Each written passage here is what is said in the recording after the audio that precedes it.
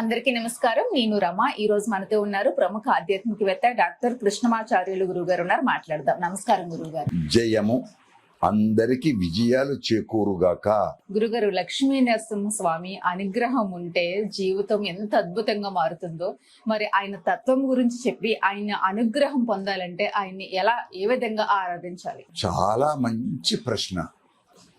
మా ఇష్ట దైవాలు ఎందరో ఉన్నారు, కానీ ఈ రోజు మీతో మాట్లాడటానికి మాకిచ్చిన శక్తి ఆ యాదగిరి నరసింహుడు. మీరు ఆ టెంపుల్ అర్చకుడిగా ఉండి పేదతనం నుంచి ధనికుడి దాకా వచ్చి ఎంఏ పిహెచ్డి చేయించి నన్ను నరసింహుడే, ఆయన దయనే నేను చదువుకుంది. ఆయన 5వ తరగతి స్కూల్ చదువు, అంతా పూజారి ఉండి ఆ సంస్కృత విద్యాలయంలో చదువుకుంటూ ఎదగటానికి మూలభూతమైన ఆయనే. అంటే ఆనాడు ప్రహ్లాదుడు అంటాడే, మాతా నృసింహశ్చ పితా నృసింహ భ్రాతా నృసింహశ్చ సఖా నృసింహ విద్యా నృసింహో ద్రవిణ నృసింహ స్వామీ నృసింహ సకల నృసింహ అని ఆదిశంకర్లు ప్రార్థించినట్లు మా యాదగిరి నరసింహ వైభవమే. అయితే ఆ నరసింహ వైభవం చాలా గొప్పది. అన్ని అవతారాలు వచ్చాయి, అవతార పరిసమాప్తి ఉంది. నరసింహ అవతారం వచ్చింది, పోయిందా? ఉంది, ఉంటుంది. ఎట్లా, ఎలా? ప్రహ్లాదుడి కోసం వచ్చాడు. ప్రహ్లాదుడు పిలవలే. దాంట్లో భాగవతంలో, సంస్కృత భాగవతంలో వ్యాసుడు వ్రాస్తుంటాడు, సత్యం విధాతుం నిజ భృత్య భాషితుం. నిజ భృత్య భాషితుం, తన యొక్క పరివారమైన భక్తుడైన ప్రహ్లాదుడి యొక్క మాటను నిజం చేయటానికి. దాన్నే తెలుగు లోపల అందరం అంటాం, ఇందుగలడందు లేడను సందేహము వలదు చక్రి సర్వోపగతుండు అని అందరు చెబుతూ ఉంటారు. అది దానికి శాస్త్రంలో కృతేతు నారసింహ త్రేతాయాం రఘునందన ద్వాపరే శ్రీకృష్ణస్తు కలౌ వెంకటనాయక 4 అవతారాలను ప్రధానంగా చెప్పారు. కృతయుగంలో నరసింహస్వామి. నరసింహస్వామి అనగానే అందగాడు. మళ్ళీ ఆంజనేయుడు ఎలా అందగాడో నరసింహుడు అందగాడు. ఇది అందరికీ తెలియదు. ఎట్లా, ఎలా? అడవికి రాజు ఎవరు? చక్రవర్తి. సింహం. అడవికి అన్నిటికీ సింహం. సింహము యొక్క వైభవం ఏంటి? జూలు. జూలుతో కూడుకున్న తన యొక్క పరాక్రమం, వైభవం, అది అపూర్వమైన అందం. చేష్టలు అందం, సర్వము అందమే. ఈయనెవరు? నర సింహ. నర సింహ. సింహము మనిషి, రెండింటి యొక్క కలయిక. అంటే సృష్టికి ప్రతి సృష్టి. లోకంలో ఏదీ లేదు. ఇలాంటివి ఏమైనా ఉన్నాయా? ఒకవేళ వెతికి వెతికి వెతికి వెతికి చెప్పాలంటే తుంబురులో ఒక ఆయన ఉన్నాడండి, ఇంకో ఆయన ఉన్నాడండి, అవన్నీ వేరు. కానీ దైవతత్వానికి వచ్చే వరకు నరసింహమే ప్రత్యేకత ఒకటి. ఇక రెండవది, నరసింహ అనుగ్రహం చాలా గొప్పది. ఇంకొకటి ఇక్కడ తప్పు పట్టకండి, మళ్ళీ ఇందులో కూడా మహమ్మదీయులు కూడా నరసింహుని పూజిస్తారు.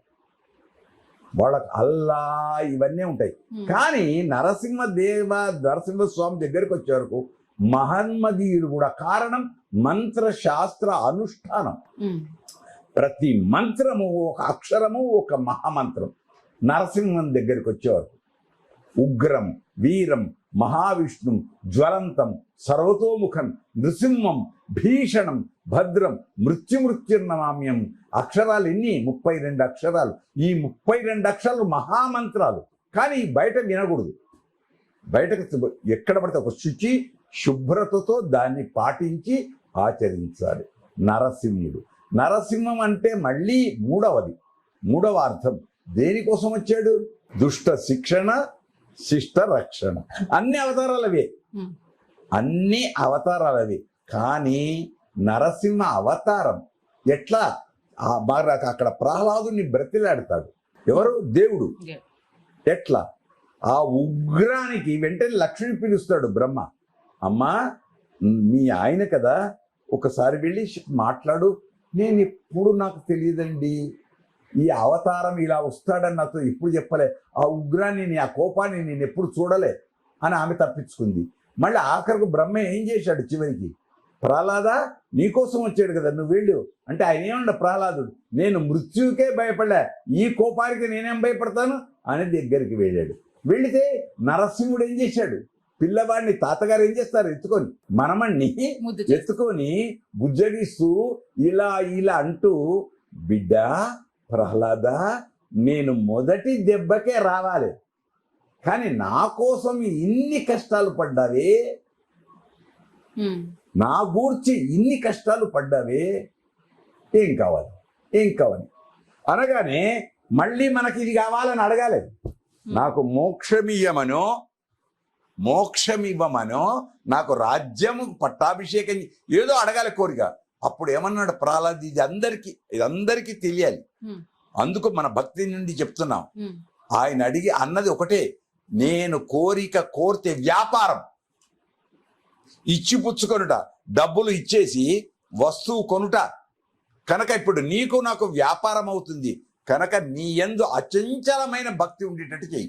నీ యందు అచంచలమైన భక్తి, ఇద్దరు గమనించాలి మన చరిత్ర లోపల, ఒకడు ధ్రువుడు, రెండు ప్రహ్లాదుడు. నరసింహ అవతారం అంత గొప్పది, నరసింహ అవతారం అంత గొప్పది. అందుకోసం నరసింహం అంటే సృష్టికి ప్రతి సృష్టి. ఎట్లా మళ్ళీ ఇప్పుడు ఒకటి చెప్పాం, మళ్ళీ ఇలా ఎన్ని చెప్పినా తక్కువే. ఇంకొకటి, ఆయన ఎక్కడి నుంచి పుట్టాడు, స్తంభంలో నుండి పుట్టాడు. స్తంభము అనేదానికి ప్రకృతి వికృతి, స్తంభము కంబము, పిల్లర్ జడ పదార్థం, ఈ జడ పదార్థం నుంచి వచ్చాడు.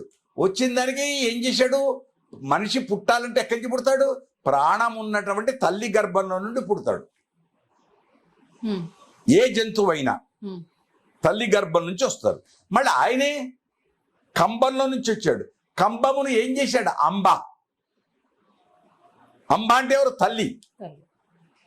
ఆ పిల్లర్ను, స్తంభాన్ని అంబగా చేసినటువంటి మహనీయ మూర్తి ఎవరు, నరసింహుడు.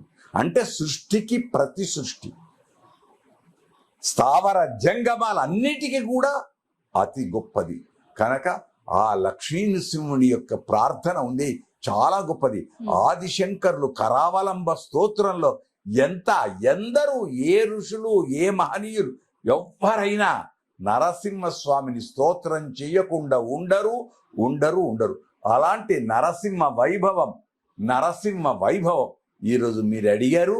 వైశాఖ మాసం, ఆ నరసింహుడు అందరినీ ఆనందంగా, ఆరోగ్యంగా, ఐశ్వర్యములతో వర్ధిల్ల చేయుగాక. ముఖ్యంగా ఆరోగ్యకర్త.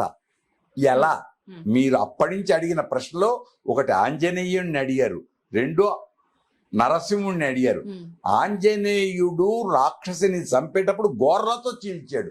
ఆ గోర్లలో ఎవరున్నారు, నరసింహుడున్నాడు. గోర్లతో చీల్చిన ఆయన నరసింహుడు అక్కడ ఆ హిరణ్యకశిపుడు చీల్చాడు. ఇప్పుడు మనమేం కోరాలి, నాయన నరసింహ, నేను అనారోగ్యంతో ఉన్నా, నన్ను చీల్చు. నన్ను బాధ పెడుతున్నది క్యాన్సర్ అనే రుగ్మత బాధ పెడుతుంది. ఆ క్యాన్సర్ అనే దుష్ట శక్తిని తీసి బయటకు పారేయి, నాకు ఆరోగ్యాన్ని అని ప్రార్థిస్తే నిండుగా ఆరోగ్యం ఇచ్చే దైవం లక్ష్మీ నృసింహుడు. ఇది మేము అనుభవించాం, ప్రపంచానికి అందిస్తున్నాం. నరసింహస్వామి ఆపరేషన్లు చేస్తాడు, నమ్మకము ఉంటే కనుక నిత్యము ఆరాధ్య దైవం. ఒక్కటే కాదు, ఏదైనా ఆ ప్రహ్లాదుడు ఎట్లయితే చెప్పాడో, ఇందుగలడు అందులేడను సందేహం, కనుక సందేహాలు వద్దు. ఏదైనా అన్ని ఇచ్చే అందరు దైవాలు ఉన్నారు. అందరు దైవాలలో ప్రత్యేకంగా నరసింహ, అది గొప్పది. ఇంకొకటి ఇక్కడ ఎక్కువ చెప్తున్నా అడిగిన దానికంటే, మనము తిరుమలకు వెళ్ళి దర్శనానికి వెళుతుంటే అటువైపుకు ఉంటుంది వరదరాజ భగవానుడి ఆలయం. అలా లోపల నుంచి పరిక్రమణ చేసి వస్తుంటే లోపల ఉత్తర ద్వారదర్శనం లోపల విశ్వక్సేనుడు ఉంటాడు, ఇటు పక్కకు వస్తే రామానుజు ఉంటాడు, ఆ పక్కనే ఆ నరసింహస్వామి కూడా ఉన్నాడు. ఎందుకున్నాడు? నరసింహుడు కూడా ఎందుకున్నాడు అక్కడ? అదే గొప్ప తత్వం. ఆ తత్వం అందరికీ తెలుసుగాక సర్వ అంతర్యామి ఆయన సృష్టికి ప్రతి సృష్టి చేసి అందరికీ ఆరోగ్యాన్ని ఇచ్చే దైవం కాబట్టి లోకానికి అందరికీ మా నరసింహుడు యాదాద్రి సింహాద్రి అహోబిల ఆ నవనారసింహాలు ఎన్నెన్ని నారసింహ శక్తులున్నాయో అన్ని ఆరోగ్యాలను అందించుగాక. మన విన్ అనే భక్తి ఛానల్ ద్వారా ఆ ఆరోగ్యాన్ని ఇచ్చే ఆరోగ్యానికి ప్రధానమైన దైవం మనకు ధన్వంతరి నారాయణుడు.